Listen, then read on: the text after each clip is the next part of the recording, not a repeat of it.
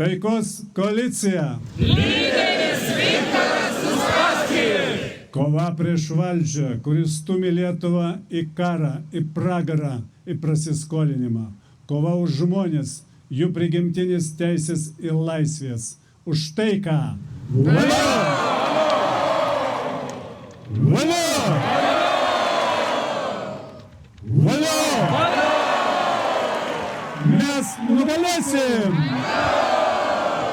Aš noriu pasisveikinti su visais čia esančiais. Labas! Labą! Taikos koalicija! Maladsi. Taip, gerbėmėjim, sveikinusiu su visais, kas dabar prie televizijos ekrano. Tikrai visą Lietuvą dabar prilipa prie televizorių, prie savo monitorių, prie telefonų. Noriu pamatyti, kokiagi bus taikos koalicijos programa ir ką ruošiasi daryti iš atėjusi valdžią taikos koalicija. Ir prieš tai dėja taip yra, todėl kad dabartiniai rinkimų sąlygas yra ne šventė, o laidojimo ceremonija, nes konservatoriai, socialdemokratai viską padarė, kad tauta nežinotų apie rinkimus. Todėl mes turim paskelbti, kad Tenka paskelbti, kad tai yra politinė reklama ir bus apmokėta iš darbo partijos politinės kampanijos sąskaitos, užsakė darbo partija. Žinote, nesugalvokit paduoti kam nors arbatą ar gurkšnelį vandens, tai panaikins mūsų rinkimų rezultatus. Nes už gurkšnelį vandens galima visiškai papirkti žmogų, pasirodo. Bet dėja, konservatoriai, socialdemokratai priėmus tokius žiaurus įstatymus rinkimų metu, jie praktiškai nori apsaugoti savo rinkėjus, nes jie nesąmoningi ir gali parsiduoti už puodelio arbatą. Todėl mes kalbam su savo rinkėjais, kurie neparsiduoda, kurie eina tiesiog pagal savo ideologiją, pagal savo sąžinį, pagal savo sąmoningumą į rinkimus ir balsos už taikos koaliciją. Ir aš turėsiu pristatyti šiandien jums programą. Programa labai paprasta bus, bet pradžioje noriu pasakyti vieną paprastą dalyką. Tiesiog tokį pavyzdį pateikti, kad suvoktų mūsų rinkėjai, kas susirinka šiandien čia, kas čia per komandą. Ir tai yra tikra istorija. Nuskendusiame Titanike buvo toks milijonierius Džonas Džeikobas Astoras. Jis turėjo pinigų tiek, kad galėjo pastatyti 30 tokių Titanikų. Bet lemiamu metu, jūs žinot, kas atsitiko su Titaniku, jis atsisakė sėsti į gelbėjamąją valtį, nes, sako vyrai, tai negali daryti. Jis atsisakė sėsti į gelbėjamąją valtį ir užleidžia 2 išsigandusim vaikams. Isidoras Strausas, taip pat Amerikos prekybos tinklų vienas iš bendrasavininkų, taip pat atsisakė sėsti į gelbėjamąją valtį, užleidžius vietą, net pasakė, sako, aš nesėsiu ni už ką, už gelbėjamą valtį, kol nesės visi kiti vyrai. Ir nesės mūsų tarnaitės. Jo žmona taip pat pasakė, kad jinai nesės į gelbėjamąją valtį, pasiliks su savo vyru, nes nori paskutinės minutės būti su savo vyru. Šitie žmonės sunkiausia, savo pavojingiausių minučių atsisakė ne tiek turtus, bet ir savo gyvenimo. Bet neįėję į kompromisą su savo sąžinė, padarumą ir moralė. Ir aš noriu visiems, kas žiūri dabar mūsų šitą pristatymą, ir kas čia yra, pranešti, kad mūsų komanda būtent tokia. Ir aš džiaugiuosi, kad esu čia ir būtent taikos koalicija apjunginėja tokius žmonės, kuriems moralė, tiesa, laisva žodį, žmogaus prigimtinės teisės ir laisvės daug svarbiau negu visa kita. Taip pat noriu pasakyti, kad laimėjus rinkimus mes tikrai nesugebėsim sustabdyti plaukų slinkimą, mes tikrai nesugebėsim sustabdyti dauginimąsi parazitų to pačiu meilės būdu. Nesugebėsim. Bet tikrai mes galim sugebėti sustabdyti tą melą upę, kuri teka iš LRT kanalų, iš kitų panašių kanalų. Mes tikrai galim sustabdyti tą skurdą, neapykantą, skaldymą visuomenės. Mes tikrai galim sustabdyti.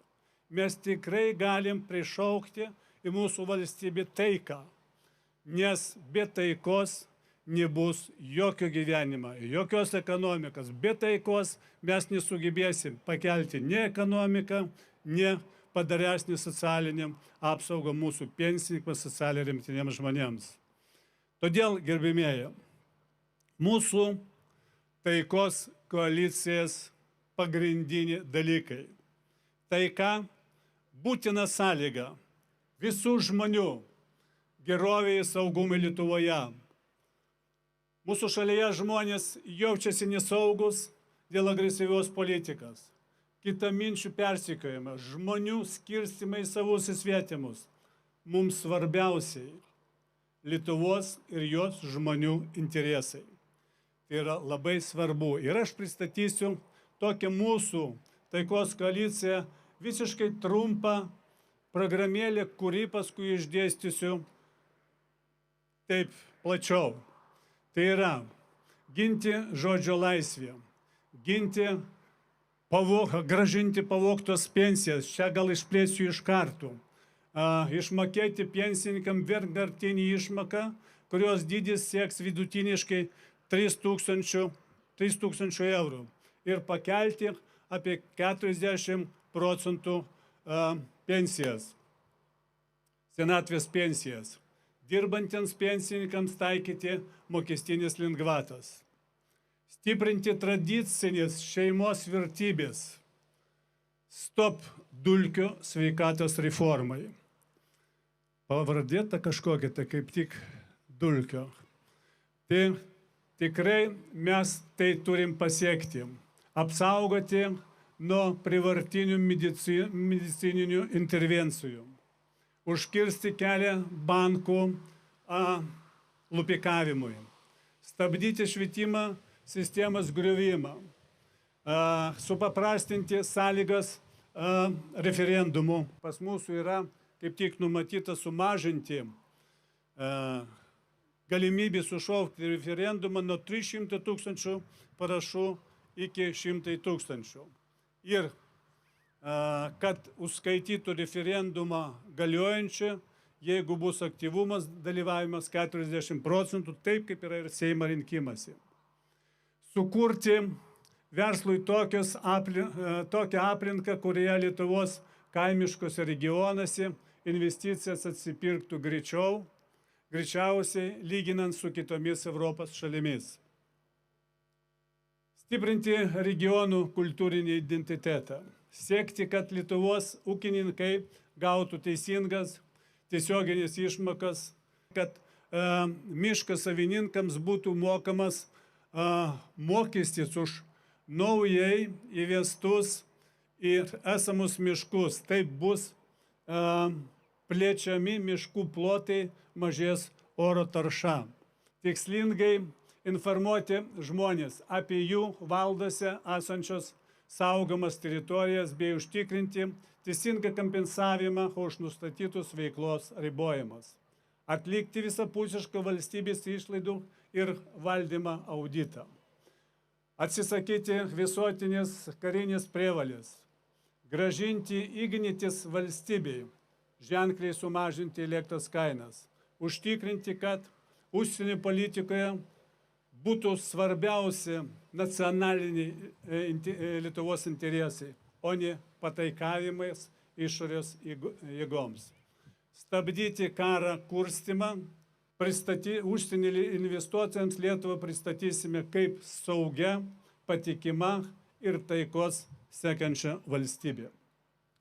Štai, gerbimieji, ir aš noriu pasakyti mūsų rinkėjams ir visiems, kas žiūri, mes neįeinam rinkimus šiaip savo, sugalvojęs, ką mums patinka ar nepatinka daryti. Mes užsakėm apklausą ir turim aiškiai supratimą, ką žmonės mato. Kur žmonės mato blogiausia yra ir problematiškiausias sritis. Tai yra, kokios svarbios problemas šiuo metu iškyla Lietuvai, nurodykite 3 svarbiausius dalykus. Kiekvienas žmogus tik tiek galėjo pasakyti. Ir štai jums visas sąrašas. Aš išrinkau 10 pagrindinis. Tai yra, ir pagal šitos 10 pagrindinius problemas mes sukūrėm mūsų taikos koalicijos programą. Ir taip, kodėl taip yra? Kodėl taip yra? Nors galime įvardinti iš pradžių. Tai yra kainų kilimas, sustabdyti infliaciją, padidinti gyventojų pajamas, darbo užmokesčiai, pensijas, Lietuvos saugumas, karas Lietuvoje, baimė dėl galimo karo Lietuvoje, sutvarkyti sveikatos apsaugą, eilės klinikose, gydytojų trūkumas, valdžios korupcija, vieši pirkimai, korupcijos savivaldybėse yra labai svarbu, spręsti švietimo problemas, nenaikinti mokyklas ir nemokamas studijas aukštojo mokslo. Šildymai ir kitų komunalinių mokesčių kainos, skurdas didelį ir socialinė nelygybė, didinti išmokas, stiprinti kariuomenį, daugiau pinigų gynybai ir vokiečių brigados dislokavimui. Ir 10, tai pagal ką išrinka patys žmonės, spręsti nedarbo problemas. Pagal šitus dalykus mes ir sukūrėm visą programą. Dabar noriu pasakyti, dėl ko taip atsitiko. Kodėl taip yra? Tai yra valdžios nekompetencija, korupcija, protekcionizmas, nepagarba žmogui, jo prigimtinių teisių ir laisvių pažeidinėjimas, neadekvati mokestinė prievalė, kuri trukdo ekonomikai būti konkurencinga, įstatymai, kurie neatitinka tikrovės, žlugdančios švietimo, medicinos, kultūros reformas, agresyvi užsienio politika. Štai pagrindinės priežastys, dėl ko yra tokia situacija. Taip, gerbimieji, ir mes einam toliau. Štai išrinkam pirmos tos vietos, dėl kurios stabdasi mūsų ekonomika. Tai yra kainų kilimas, sustabdyti infliaciją, padidinti gyventojų pajamas, darbo užmokestį, pensijas, išspręsti nedarbo problemas. Iš tai, gerbimieji, aš jums parodysiu kai kurios skaidrės, kur bus matyti dėl ko. Mūsų valdžia, kuri niekada neužsiiminėja verslų, per 34 metus nepriklausomos Lietuvos, jie tiesiog, jeigu kas žiūri dabar prie ekranų ir mato, kad aš taip laikau, tai tiesiog kitaip nesigirdim. Tai yra pagrindinis dalykas, labai paprastas. Pas mus yra įstatymas, durnas įstatymas, kvailas įstatymas, kurį iki šiol negali pataisyti. Tai yra Pas mus yra apribotas gamybos koncentravimas Lietuvoje. Tu negali pagaminti produktas ir užimti daugiau negu 40% rinką pagal Lietuvos gyventojų skaičius. Gerbimieji, bet į mūsų rinką važiuoja tokia pat produkcija iš, pavyzdžiui, Vokietijos, kur 80 milijonų gyventojų. Neribotai važiuoja. Mes negalim konkuruoti su įmonėmis, kurie yra 20-30 kartų didesnė negu Lietuvos. Nes paprastas dalykas, jeigu tu supirkinėjai žaliavą, tai jau kokie urmų perkant kokie 15% gali mokėti mažiau. Administravimas didelis įmonės daug pigiau apseina pagal santykį negu mažai įmonė. Ir taip atsitinka, kad kokie 30% mūsų produktas pagamintas mūsų įmonėje tampa brangesnis. Ir konkuruoti Europos Sąjungoje bendroje rinkoje neįmanoma. Aš dar 2004 metais apie tai kalbėjau, būnant Seime, kad politikai, žiūrėkite, ministrai, mes stojame į Europos Sąjungą, rinka bus bendra, nuimam visus apribojimus. Jie nesuprato. Jie net nesuprato, apie ką eina kalba. Ir čia eina kalba būtent apie tos įmonės, kurie užsiima gamybą. Tai nėra prekybos tinklai, tai nėra statybos, finansinis aptarnavimas ir taip toliau. Tai yra tik tos įmonės, kurie konkuruoja vidaus rinkai su importu ir eksportuoja. Būtent tiems įmonėms turi būti nuimtas visi apribojimai. Pažiūrėkit, kas darasi mūsų turguje, mūsų rinkoje. Kada ateina produktas iš užsienio, iš tų pačių Europos Sąjungos šalių ir ateina ne į tinklą prekybos, todėl kad į prekybos tinklą ten nekeliauja PVM per sieną, ateina į Lietuvos turgus. Tai vat atvažiavus produktas, pavyzdžiui, iš Austrijos, kur 0% yra būtiniems maisto prekiam PVM, atvažiuoja į mūsų Lietuvos turgų, turi teisę pastatyti savo produktą be PVM, bet koks produktas pagamintas Lietuvoje, Lietuvos įmonėje, privalo pastatyti 21%. Mūsų Lietuvos turguje. Tai aš noriu pasakyti ir visiems mūsų žiūrovam, ar tai politikai nemato, ar tai nesupranta, ar tai yra korupcija tiesiog. Kodėl taip yra? Kodėl jie neužduoda savo tokį paprastą klausimą, kad mūsų verslas negali konkuruoti tokiomis sąlygomis. Ir pažiūrėkit, jeigu sumažinti PVM, kas atsitinka. Kas atsitinka Lietuvoje, jeigu mes tai padarytume. Tai yra labai svarbu. Pas mus premjerai, visi sako, ministrai, politikai, kurie niekada savo rankomis nieko nesukūrė, sako, jeigu mes sumažinsim PVM būtiniems maisto prekiam, tai tada nepamažės produktų kaina, o tos pelnas sušers tik prekybininkai. Gerbimieji, protingas vyriausybės kitų šalių tai daro ne dėl to. Tai daro dėl kitų dalykų. Tai yra mažėjanti iš karto šešėlinė ekonomika, nes, kaip su turguje aš rodžiau, nėra tiksla vežti savo produkciją į kitą šalį ir pardavinėti pigiau, jeigu jų pas mus nebus to PVM. Neapsimokės. Tiesiog sumažintų importuojamų prekių dalyvauja mūsų vidaus Lietuvos rinkoje. Iš karto. Vietinės produkcijos didėjimas, tai reiškia naudojimą, vartojimą, tai reiškia pas mus didės gamybos apimtis. Daugiau darbo vietų ten, gerai apmokamų ir taip toliau. Mažesnis kapitalo nutekėjimas iš Lietuvos neapsimokės tada išvažiuoti kapitalų, jis bus čia. Galų gale už tą pačią produktą neverta bus pirkti šiek tiek pigesnį produktą, nes pas mus jis kainuos tiek pat savo gamintojų pagamintas.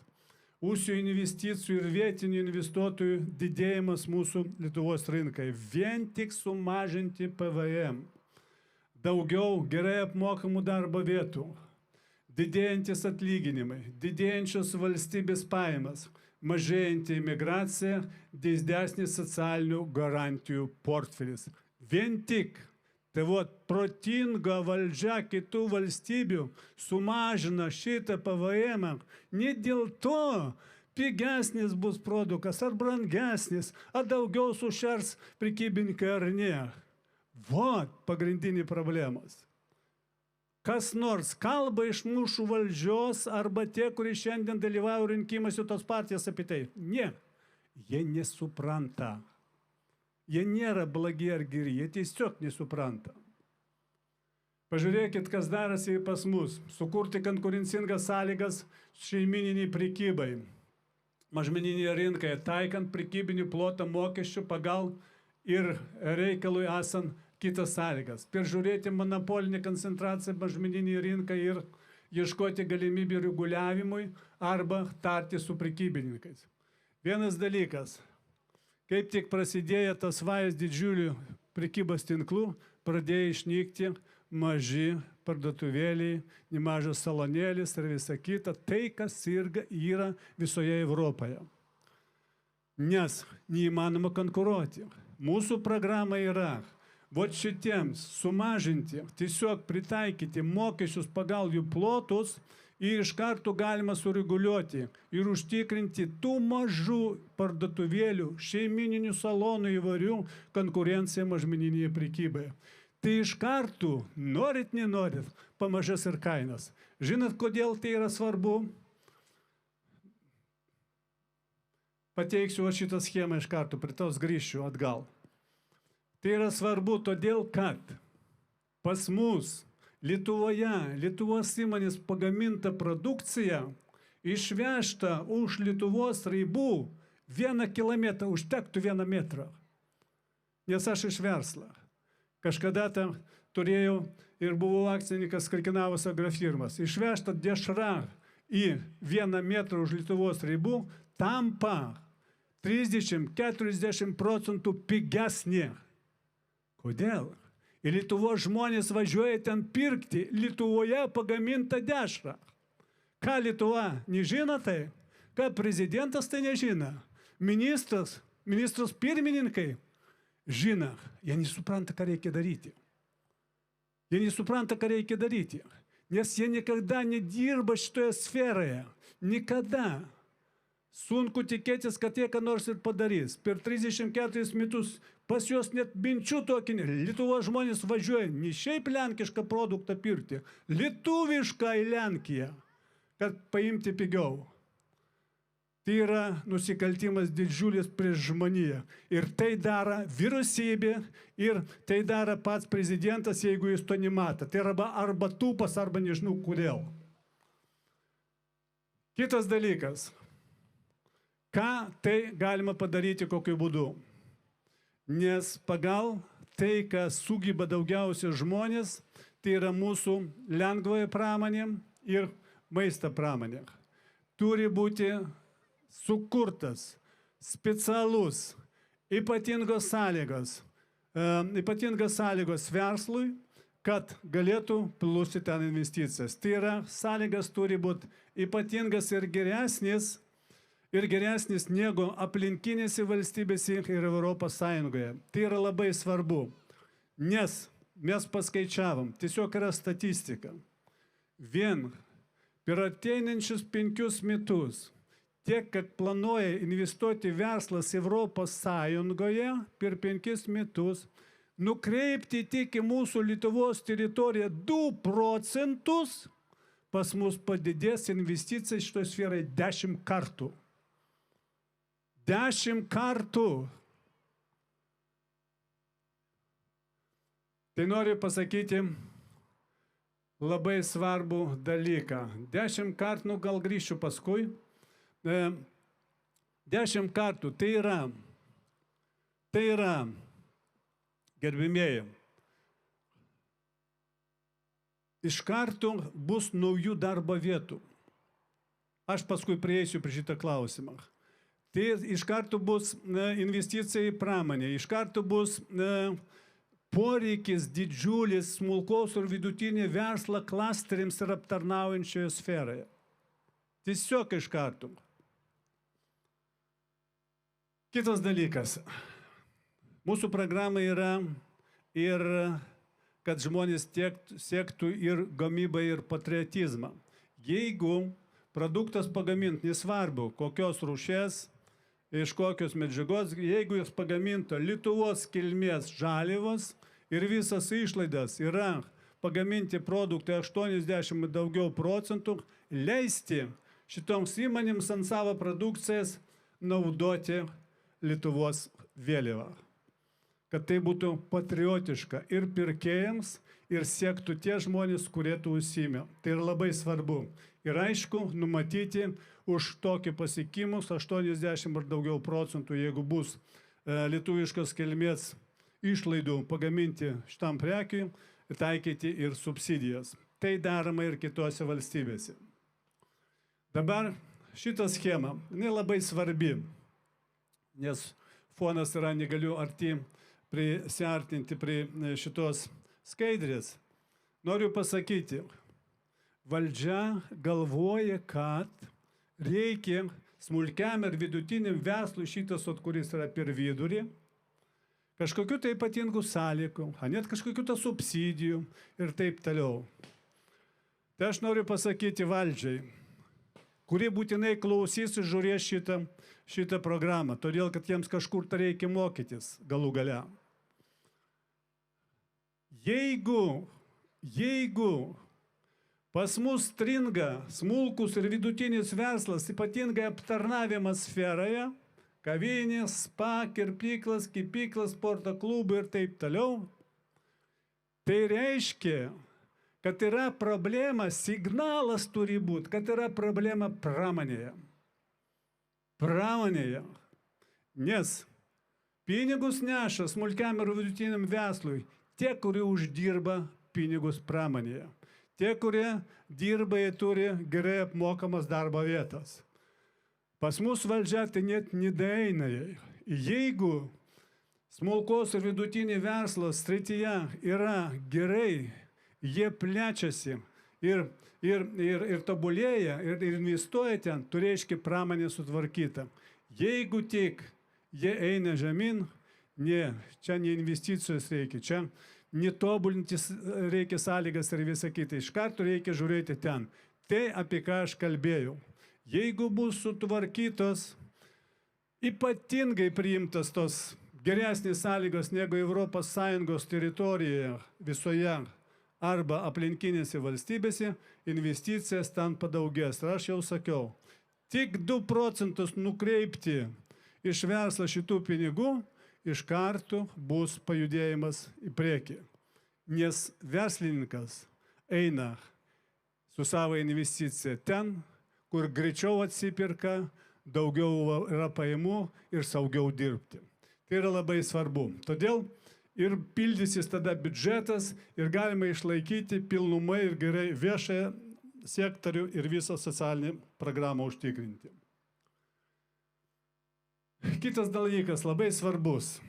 Aš būnant Europos parlamente, praeitą kadenciją ir užbaigiantį kadenciją, esu teikęs ir pateiksiu savo tinkluose ataskaitą apie tai, kokias aš teikiau rezoliucijos Europos parlamente. Aš jos pateikiau gal daugiau negu 30 ir tai yra daugiausiai iš visų asmeninis ir tai yra daugiausiai iš visų Lietuvos išrinktų Europos parlamentarų praeitos kadencijos.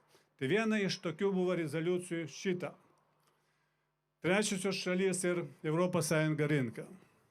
Gerbėmieji, jeigu mes norim užtikrinti nemokamą švietimą, gydymas, socialinės garantijas, pensijas ir pašalpas, o tai verslui kainuoja plus 40 procentų, tai mes tada turim apsaugoti mūsų ES rinką iš tų šalių nuo produkcijos, kurie ateina ten, kur nėra švietimo nemokama, gydymo, socialinės garantijas, pensijas ir pašalpas. Jiems, kada nereikia užtikrinti šitų dalykų, jų produktas tampa pigesnis 40%. Konkuruoti toje pačioje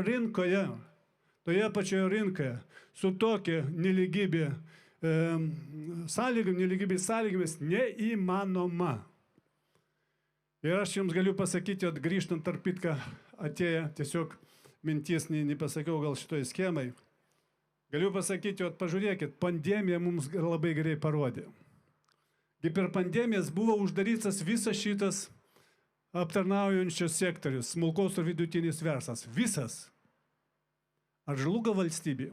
Ne. Todėl, kad veikia pramonė. Jeigu šitą būtų uždaryta, valstybė žlugtų, galima būtų kryžių pastatyti. Tai yra įrodymas, tai apie ką aš kalbu, kad smulkus ir vidutinis verslas gyvena ne dėl to, iš kokių subsidijų ir visa kita, ar dėl to, kad ar yra poreikius jam, ar nėra. Ar yra kas tas paslaugos pirks arba ne. Tai tiesiog prisimenu. Čia yra tais pats. Tik yra iš trečiųjų šalių, kur nėra tų socialinių garantijų.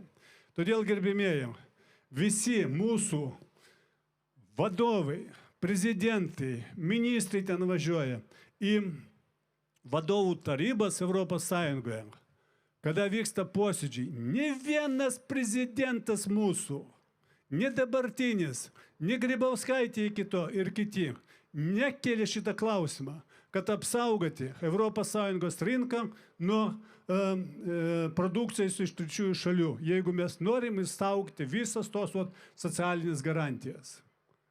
Nekeli tokių klausimų. Kodėl? Aš galvoju, kad ne iš blogos valios, tiesiog supratimo nėra. Diletantai. Tupumas yra daugiau užima vietos galvoje negu sąmoningumas, supratimas. Tiesiog šiek tiek apie tokį supratimą, kodėl taip yra. Pas mus Lietuvoje 2 milijonai žmonių randasi, žmonės yra su negale, bedarbiai, pensininkai, iki mokyklinio amžiaus vaikai, mokiniai, studentai, valdininkai, gynyba, gydytojai, mokytojai, energetika, kuri gaminama Lietuvos viduje, komunalinės paslaugas, viešasis transportas. Ten yra 2 milijonai žmonių iš 2,8 milijono. Pasakykit man, jau tie, kurie prie ekranų ir tie, kurie čia, ar jie neša į biudžetą, ar ima iš biudžetą? Jie ima iš biudžetą. Ar jie kūrė bendrą vidaus produktą kaupiamai dalį? Ne, jie ima iš ten. 2 milijonai žmonių. Žiūrėkit toliau, čia lygtai jau ir verslas prasideda, bet didmeninė, mažmeninė prekyba, nekilnojamas turtas, statyba, finansinės paslaugos, pramogos, menininkai, žurnalistai ir taip toliau. Ar jie kūrė bendrą vidaus produktą kaupiamąją dalį? Tai yra, savo šitos paslaugas išvežė už Lietuvos ribų, gauna pinigus ir atvežė pinigus į Lietuvą. Ar būna taip? Ne. Jie tik išveža pinigus. Nes ateiti, užeikite į parduotuvę mažmeninės prekybos, jūs pamatysit, daugiau negu 50% yra užsienio prekė. O mums niekas dikai neveža. Kad atvežti užsienio prekę, reikia išvežti pinigus mūsų. Ir taip visi 450 tūkstančių dirbo šitose sferose. Ir tik 280 tūkstančių dirba apgyvenimo paslaugas, maitinimą, tai yra tie, kurie aptarnauja turistus. Privatus, lengvas ir krovininis transportas, žemės ūkis, pramonė, aukštos technologijos. Tai apie ką aš kalbėjau, kuriems reikia sukurti ypatingas sąlygas, kad plūstų šią investicijas. Dirba tik 280 tūkstančių žmonių. Gerbimieji, tie, kurie žiūri šitą pristatymą, tai yra tik 10%, kurie kūrė kaupimo dalį BVP, 90% to naudojasi ir dalinasi. Tai yra paprastas dalykas. Ką mes turim padaryti? Mes turim didinti šitoj vietai, vot šitos sektoriuose žmonių kiekį. Ne ten. Nu ir ką, kad mes padidinsim čia? Žmonės su negale, bedarbis, pensininkas, ar padidės biudžetai pas mus? Ne. Arba iki mokyklinio amžiaus vaikus, mokinius, tai viską, jie visi reikalingi. Bet mes negaunam iš to nieko.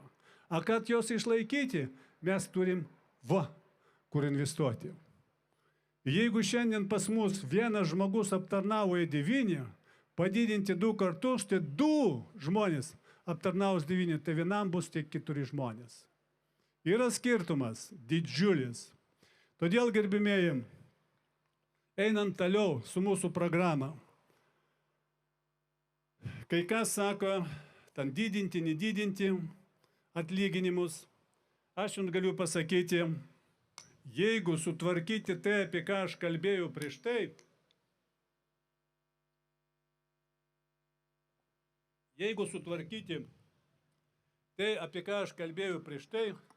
mes privalom padidinti atlyginimą. Minimumą. Tai yra labai svarbu. Ir kas atsitinka rinkoje tada? Iš karto didesnė alga žmonės gauna, patenkinti būna. Sąžininga verslo konkurencija, nes nereikės šudiliauti, kažkur tai kitaip mokėti. Mažėjanti šešėlinė ekonomika, iš karto.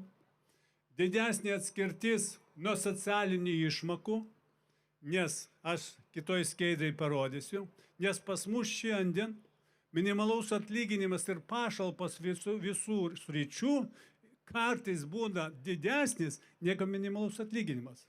Nafig dirbti. Kam įdomu dirbti? Niekam neįdomu dirbti. Todėl mūsų programa yra kiti dalykai. Iš karto mažėtų emigracija. Mažėjantis nusikalstamumas tada būna.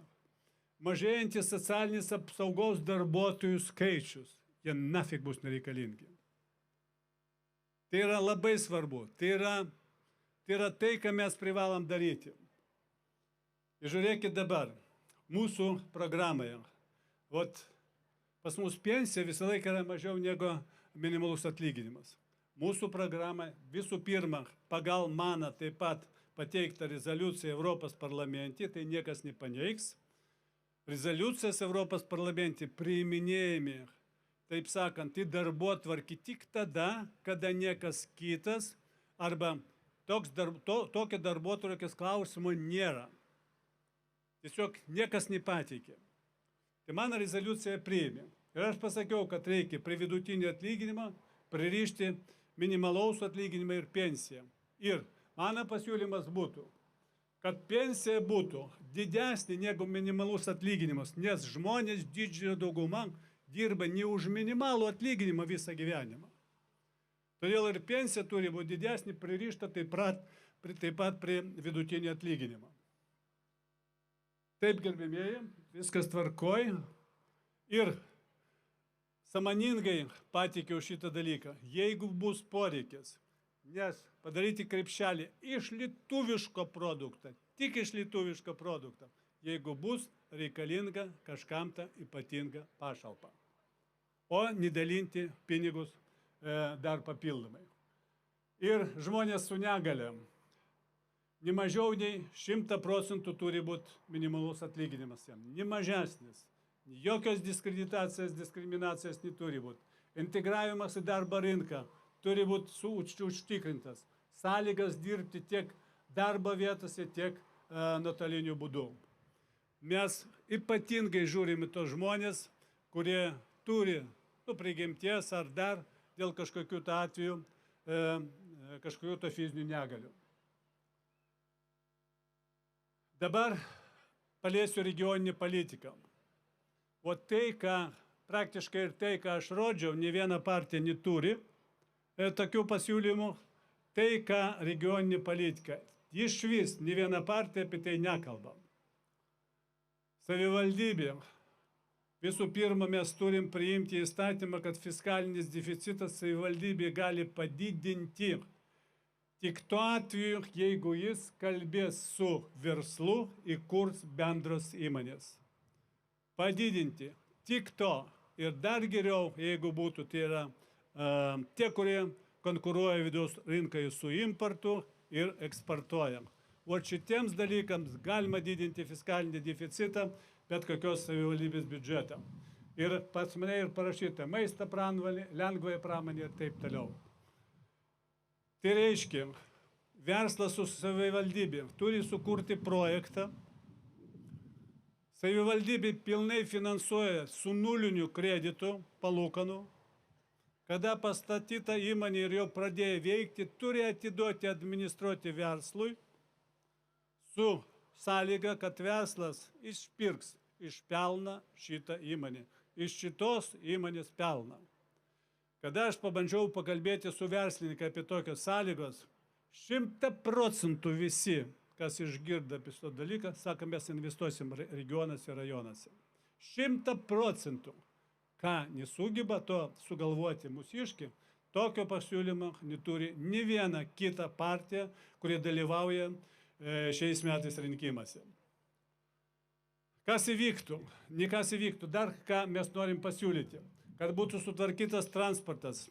Nemokamas, jeigu reikia, nes specialistų jau kaimuose nėra, nes konservatoriai sosdami išvarė juos visus. Ten lyga jau, žinai, tokie žmonės, kurie nesugebėjo šiek tiek didesnį padaryti ir tokį technologiškesnį darbą. Kad sudaryti galimybę žmonėms važinėti iš miestų, iš didelių miestų į provincijos miestus ir taip toliau. Kad jie galėtų sudaryti galimybę apsigyvendinti žmonėms ten.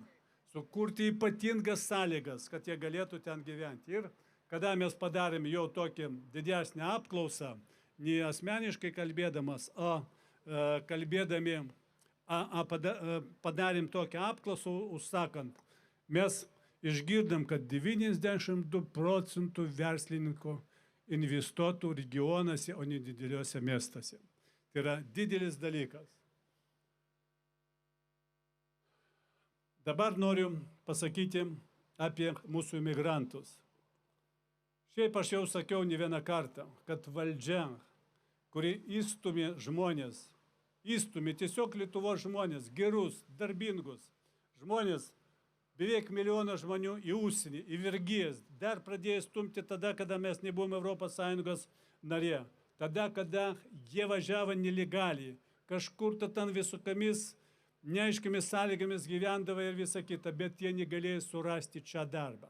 Ir aš jums galiu atsakingai pasakyti, nes kada Lietuva priėmė nepriklausomybę kovo 11 dieną, aš sukūriau savo verslą kokį 25 kovo. Aš augau, mano verslas augo kartu su nepriklausoma Lietuva. Maždaug tais metais, 94, 5, 3 pas mane ateidavo žmonės su 3-2 aukšto išsilavinimu, mokslininkai prašydavo darbą nors su valytoja. Ir aš tai kalbu visiškai atsakingai. Valdžia viską padarė, kad juos išvaryti iš Lietuvos. Ir jie būtent ten išvažiavo. Todėl valdžia turi jam bučiuoti rankas ir kojas, nes išvarant jos, šitie žmonės, kurie nukentėjo nuo jų, siunčia į Lietuvą pinigus, išlaikyti savo šeimą, savo tėvus, dar kažką tą padėti. 5-6% prie BVP. Tokia suma siunčiama į Lietuvą iš mūsų Lietuvos žmonių, Lietuvos imigrantų. Įsivaizduokit, šiais metais paskelbė, kad paaugs ekonomika 2,2%. A jeigu nebūtų šitų 5-6, tai būtų -3%. Jokio augimo, apie jokio augimą negalėtų būti ir kalbos. Štai, gerbimieji, tai yra labai svarbu. Todėl pas mus Taikos koalicijos programai parašyta priimti grįžtančių iš emigracijos Lietuvos žmonių įstatymą. Įstatymą atskirą, nes milijonai žmonių ne kažkaip, tai yra darbingi žmonės, sąžiningi, tvarkingi žmonės, kuris padės adaptuotis, integruotis į Lietuvos darbo rinką. Valstybės sąskaita turi būti apmokėtas jų transportavimas, grįžimas su jūsų visų namų ūkių, daiktais ir visa kita. Iki 100% turi būti apmokestinta. Turi būti sudarytas sąlygas gauti specialybės. Tai yra irgi labai svarbu. Tiesiog pas mane yra čia skaidrės. Jeigu mes padarysim šitą įstatymą priimsim, tai iš dauguma Europos ir Skandinavijos šalių mūsų Lietuvos žmonės pradės grįžti į Lietuvą, dirbti čia ir gyventi čia. Mes turim kompensuoti transportą. Mes turim padėti integruoti jų vaikus iki mokyklinio ugdymo amžiaus vaikus, mokyklinio amžiaus vaikus ir studentus, padėti integruotis į šitas įstaigas. Padėti apmokyti darbuotojų iš to žmonės, jeigu bus reikalingas naujas kažkokios specialybės. Rezultatai viso to, ką aš kalbėjau programoje. 10 kartų didės investicijas į mūsų Lietuvos rinką, toj pramonėje, kur mes galėtum priimti kaip strateginis sritis. Padidės gerai apmokamų darbo vietų 120 000. Taip, labai gerai, pakelkit vėliavą. 60 000 papildomų darbo vietų smulkaus ir vidutinio verslo paslaugų sferoje, nes pradės veikti ir klasteriai, pradės veikti ir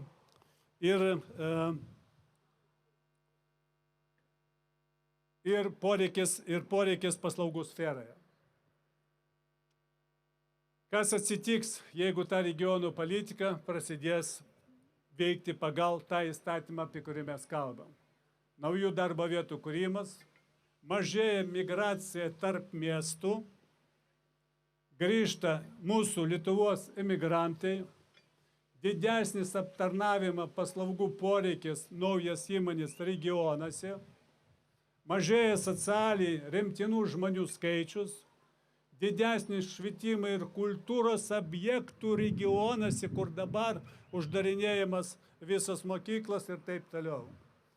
Didėja gyvenamojo būsto paklausa, gerėja kriminogeninė situacija. Tiesiog, kada žmonės užimti, dirba ir gauna gerus atlyginimus, tai jie pakankamai gerai jaučiasi ir kriminogeninė situacija mažėja, gerėja. Mažės valstybės skola, gerbėmėjai. Šiandien skola jau seka, iki metų pabaigos bus kokie 36 milijardai eurų. Aš jums tiesiog priminsiu labai trumpo dalyko. Maždaug 9 metais, aš atsimenu, buvo 16 su biški milijardų litų mūsų valstybės skola. Ir atėjo prezidentė Dalia Grybauskaitė, ant tokią padėtį. Ir nuo 10 metų, tai reiškia apie 4 milijardus su biški eurų, per skaičius eurus, nuo to laiko padidėja nuo 4 milijardų iki 35-36. Tai yra nuo 10 iki 24 metų, per 14 metų, kasmet vidutiniškai po 2 milijardus eurų. Klausykit, apie ką tai kalbama, kur tai pinigai. Tai reiškia, mes per visus savo nepriklausomą laikotarpį nesugebam užtikrinti proficitinį biudžetą, nesugebam subalansuoti ir uždirbti, nes jie nesupranta kaip. Jie skolina ir skolina.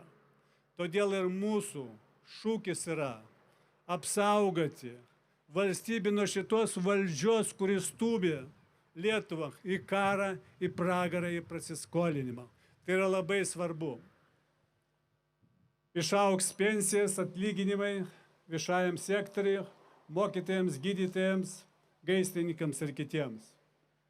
Ir jeigu paimti globaliai tą grafiką, per kiek laiką ir kas tai vyks, pirmi metai, jeigu mes būsim išrinkti ir patikės mums Lietuvos žmonės valdžią, per pirmus metus verslas apsidairys, tai yra ypatingai Lietuvos verslas, kuris davė sutikimą tokiomis sąlygomis eiti ir dirbti į regionus ir investuoti į Lietuvą. pradės mūsų verslas, darytis projektas ir per 2-3 metus užsienio investicijas ir grįžtantis emigrantai. Ir 4 metais mes galėsim jau skaičiuoti rimtus rezultatus. 180 000 darbo vietų gerai apmokamų. Kaip ir sakiau, 120 000 pramoniai, 60 000 smulkiam ir vidutiniam verslui, ten, kur yra paslaugos sferai ir klasteriai. Ir tekstas apačioj. Galite ir patys paskaityti, galiu ir pasakyti ir aš. Žmonės be orientacijos šitoje srityje nesugebės nieko padaryti. Tai yra, jeigu jie niekada nedarė savo gyvenime, jeigu jie savo rankomis ir protų nesukūrė ne vieną darbo vietos, nesumokėjo ne vieną centą atlyginimų, kaip jiems gali ateiti į galvą tokie dalykai? Nekaip. Jūs galvojat, kodėl Einšteinų atėję jo atradimai, todėl kad jis to užsiminėja. Jis pats sakydavo, aš nežinau, iš kur ateina. Intuityviai. Jie tiesiog ateina, nes aš to užsiminėjau.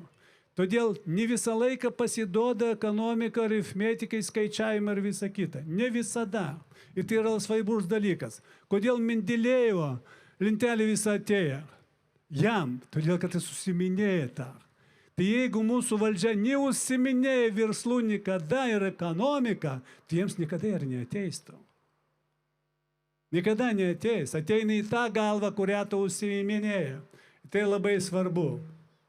Todėl, gerbimieji, mes ir matome iš jų destrukciją, kovą arba uzurpavimą valdžios, laisvės ir visą kitą. Pažiūrėkit per tą patį pandemiją, kiek buvo visokių dalykų, kiek buvo suklaidinti žmonės. Pažiūrėkit dabar, Facebookas savininkas sako, jam uždraudė 20 milijonų straipsnių atspausdinti apie tiesą, tai, ką vyko pandemijos metu, apie mokslinius tyrimus ir apsaugoti žmonės nuo mirtingų pavojų. Dar noriu šiek tiek užimti laiką. Tie, kurie žiūri, aš galvoju, jie tikrai turi visą tą žinoti. VIP programą. Vyriausybė, kada formuoja biudžetą, visą laiką numato VIPinį programą. Per tą VIPinį programą vyksta tiesiog valstybės korupcija valstybiniu mastu. Jie tada kviečia premjeras, ministrų, daugiausiai premjeras ir kalbasi. Su oponentais, su kitais Seimo narių pakviečia, sako, klausyk, Jonai, aš tavo apygardai duosiu tiek pinigų, mums reikia prabalsuoti už tą. Suprantat, koks vyksta papirkimas? Tokie dalykai turi būti uždrausti, nes vyksta tiesioginė ta prasme. Tai papirkinėjame Seimo nariai, tai yra korupcija, absoliuti politinė korupcija. Jinai toleruojama ir prezidentai, ir visų. Prezidentas, suprasdamas tokių dalykų, neturi pasirašinėti biudžetą su VIP programą. Šildymą ir kitų komunalinių mokesčių kainą. Žinote, visas valstybės įmonės turi veikti rinkos sąlygomis. Pagal visą tą rinkos pelningumo kriterijus taip tatio. Jokių neturi būti ten socialinių programų pakabinti ant valstybės įmonių, nes yra įvairių įmonių ir privačių taip pat. Ir kada dirba jie ne rinkos sąlygomis, konkuruoti tokiose situacijose neįmanoma. Tai yra labai svarbu. Taip pat padaryti visą auditą valstybės administruojamą nekilnojamą turtą. Ypatingai tai, ką nuomoja. Tai, ką jie išleidžia išlaidus. O dabar verslininkas, jeigu pastatys kokį savo ofisą, pabrangesnį su kokie poilsio kambarį ir visa kita, jis bus apmokestinamas. Jie savo pridarė. Įdaro išlaidą tokias, kad jūs neįsivaizduojat, jeigu visus skaičius pakelti. Todėl auditas turi būti padarytas viso nekilnojamo turto, kurį naudojasi vyriausybė ir jų pavaldiniai.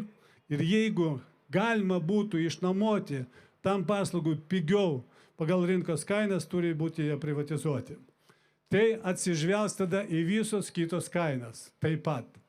Na, aš trumpai gal šitą pristatysiu, nes aš su šitą programą jau kalbu Lietuvoje gal kokiai 15-20 metų, 15 ne mažiau, nes dėl tos renovavimas. Visą laiką ten mūčinai žmonės, ten dadėti pinigų, kreditus paimti ir visą kitą. Pas mane visą laiką buvo aiškiai suprantama programa. Iš žmonių 0% imti tik sutikimą. Sukurti fondą, į kurią eis pinigai, tie, kurie sutaupys po renovavimą ir tada padengti visą tos išlaidas renovavimui. Mokyklas, gerbimieji, jūs skaitykit, aš neskaitysiu, nenoriu per daug užtrukti laiką, tik noriu pasakyti. Štai ir paveikstelėje matosi, kad kokia yra buvo ir kartais yra tų mokyklų ir kokia dabar šiandieninė situacija yra. Turi būti keičiamas požiūris.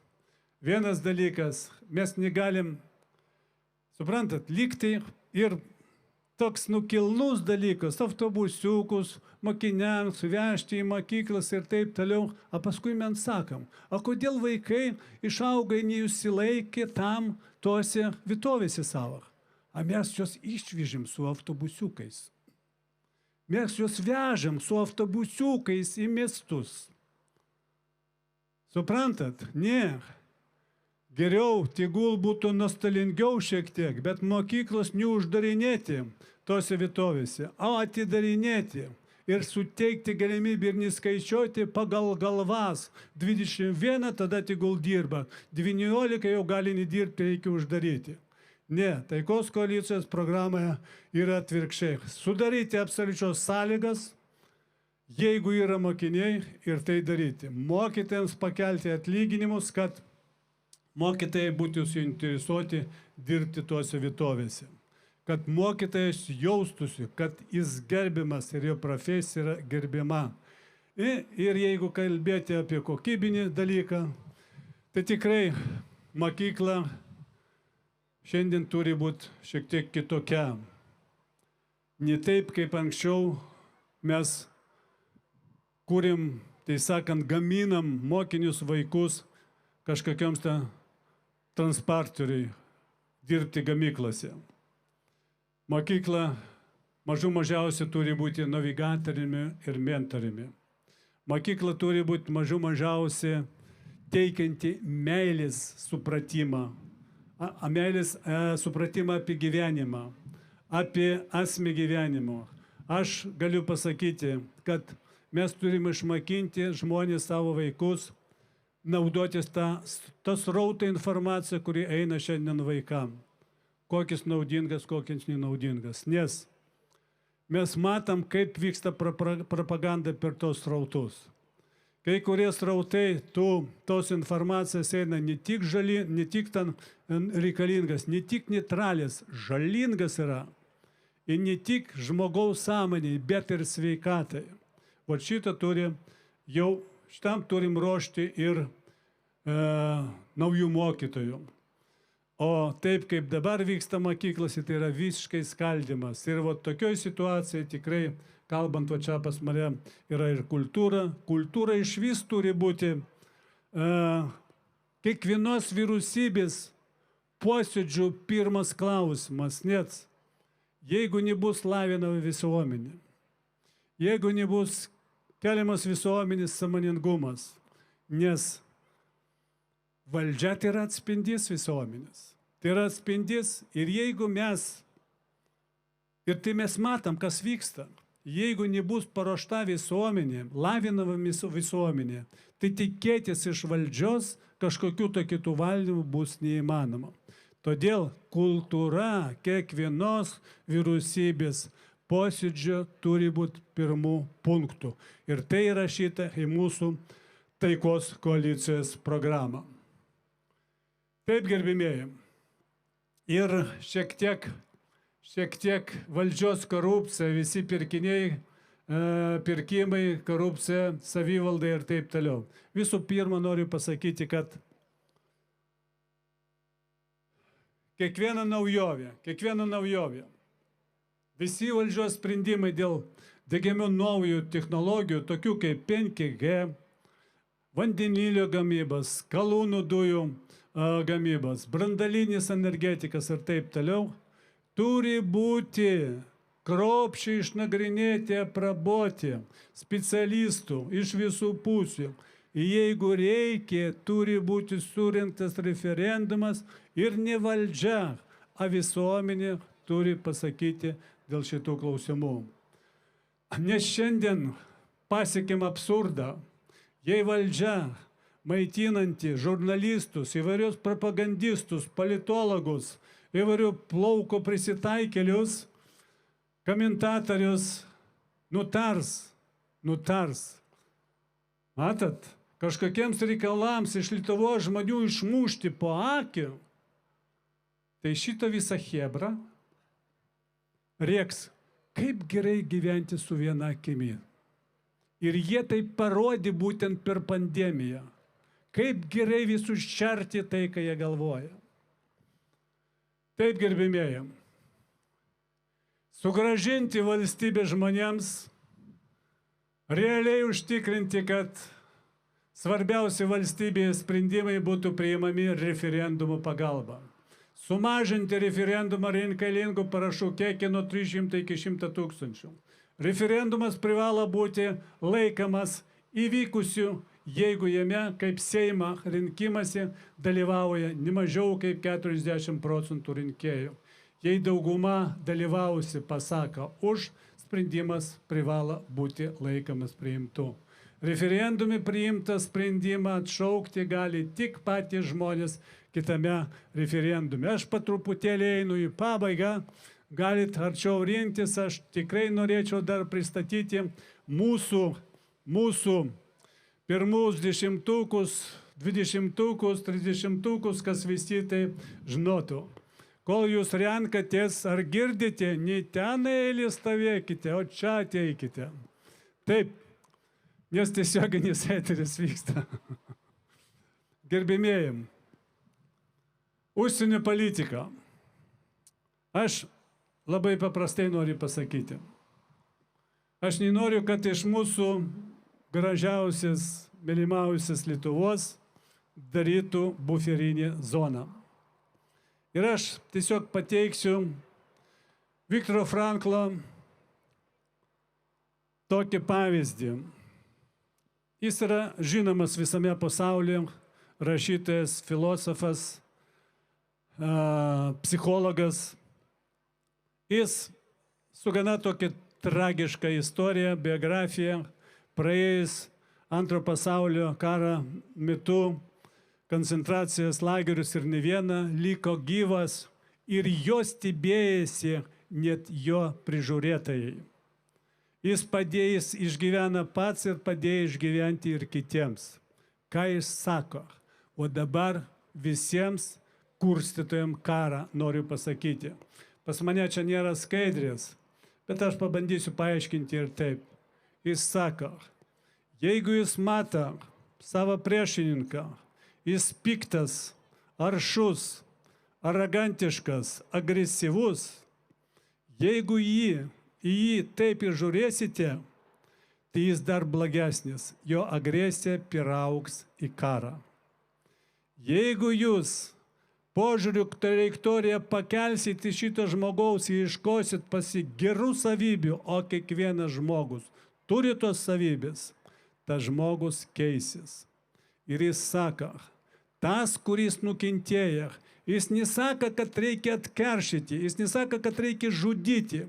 Jis sako, ieškokit kiekviename žmoguje geresnių savybių, jis taps geresnis. Tai, ką apie tai kalbama dabar ir apie karą. Jeigu mes tik kariausim, mes nieko nepasieksim. Jeigu mes nesėsim prie derybų stalo, jeigu mes nesieksim diplomatiniais būdais spręsti tos dalykus, karas tik tęsis ir daugiau žus žmonių. Štai apie ką aš noriu pasakyti. Žmogus, kuris nukentėja, sako, nežudyti reikia, nekeršyti reikia, o pakeisti į tą žmogaus požiūrį, ieškoti jame geresnės savybės ir jos skatinti.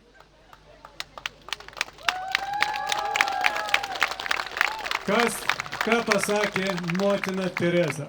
Motina Tereza pasakė labai paprastai. Jeigu bus du mitingai, vienas prieš karą, aš jau nekalbu už karą, vienas prieš karą, o kitas už taiką, tai aš eisiu į tą mitingą, kuris už taiką. Todėl aš jūs visus sveikinu, kad jūs esate čia, prisijungia prie taikos koalicijos, prie taikos mitingą. Ir tie, kurie žiūri, irgi junkitės prie taikos mitingą, prie taikos koalicijos. Tik tada mes pasieksim kitokį gyvenimą. Štai, gerbimieji, jeigu ir vyksta kažkur ta karai, jeigu ir vyksta, nesvarbu kur pasaulyje, mes pagal mūsų programą taikos koalicijos užsienio politiką turim siųsti signalus, žinias. Mes taiki valstybė, neagresyvi. Mes nenorim kariauti.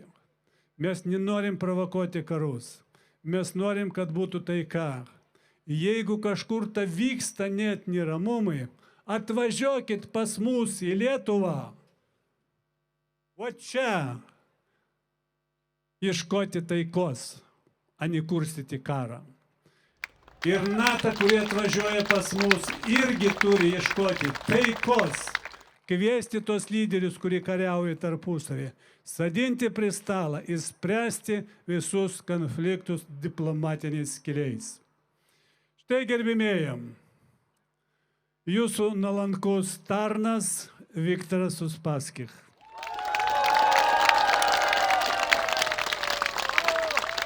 Ir aš noriu pristatyti mūsų taikos koalicijos sąrašą numeris 9. Mūsų komanda. Jeigu visi pasiruošti čia, pasiruoškit užbėgti į šitą sceną. Tiesiog reikiokitės iš karto, reikiokitės arčiau. Taip. Ar yra Rūta pas mus? Ane, liktai prašosi nebūti, ne? Taip, iš karto. Taip, kur čia pas mane, va čia gal žiūrėsiu. Danas Arlauskas. Greičiau, mesgi visi jauni. Mindaugas Puidokas. Rolandas Janickas. Taip. Petras, ateik Čimbaras. Generolai, Valas Tutkoj. Valdai galėsiu čia, visiems pastovėti čia, taip. Irena Stražinskaitė Glinskienė. Žilvinas Stratas. Darius Ulickas. Olga Podolskienė. Mindaugas Bastys. Profesorius Ryšardas Burda. Vytautas Masiulis. Vytautas Mikalauskas. Justina Šlakaitytė. Meida Šabūnienė. Raimondas Markauskas. Erikas Pavlovičius. Natalija Tomša. Marijus Čekavičius. Antanas Makarevičius atbėga į sceną. Aistė Pilvelytė. Vaidas Kuzmarskis. Profesorius Algimantas Kirkutis. Laura Mackevičienė. Docentė Dileta Jatautaitė. Gintautas Sodaitis. Vitalijus Jaroščenka. Saulius Narbutas. Diana Mažulė. Va, atbėga kaip greitai Diana. Vidmantas Karpavičius. Valerijus Legatas. Egidijus Kaubrys. Alvydas Meištas. Matom, Panevėžys irgi Alvydas atbėga. Irena Binevičienė. Rasimantas Klydžia. Romualdas Mylė. Feliksas Petrauskas. Gediminas Marcinkevičius. Docentė Jūratė Rudėjavienė. Docentė Nijolė Pečiulaitienė. Edvinas Komparskas. Stanislav Ladinskij. Romas Rukšėnas. Kęstutis Marcinkevičius. Daktaras Saulius Arlauskas. Profesorius. Štai, gerbėmėjim, ne visi gali tilpti į šitą sceną ir mes dar kartą tiesiog jūs galėsit perskaityti. Jums pristatys ot tiek lankstinukų. Aš dabar šiek tiek buvau nuėjęs į šoną ir man pranešė, kad dabar operatorius pranešė, per visas tinklus žiūri 800 000 žmonių tiesiogiai. Ir visi balsuokit už mus, ir mums užtektų, ir mes su jumis nugalėsim. Ir noriu dar kartą tą šūkį, kad mes visi kartu pakartotume. Gerai? Taikos koalicija! Kova prieš valdžią, kuris stumia Lietuvą į karą, į pragarą, į prasiskolinimą. Kova už žmonės. Už jų prigimtinis teisės ir laisvės, už taiką. Valiu! Mes nugalėsim! Ačiū jums visiems, kas žiūri, kas palaika. Mes pasistengsim aplankyti kiekvieną miestelį. Ateikite į mūsų susitikimą. Mes kartais ir padainuojam be mikrofonų, nes tokia rinkimų yra situacija, tai kaip laidėjimo tyrimo ceremonija. Bet mes vis tiek padainuojam, Su Aiste. Mes kažkada tiesiog dainavom tiesiog geram projekte, taip? Taip, 2008 metais. Taip ir padainuosim dar, nes mes vis jaunėjam, nesenstam. Gerų jums visų, dar savaitgalio geros nuotaikas. Taikos koalicija numeris 9. Ačiū visiems, iki pasimatymo. Ir turiu prievolę VRK perskaityti, kad tai buvo politinė reklama, kuri bus apmokėta iš Darbo partijos politinės kampanijos sąskaitos. Užsakė Darbo partija. Bet visiems buvo linksma, nors VRK reikalauja tokių keistų dalykų. Dėkui visiems.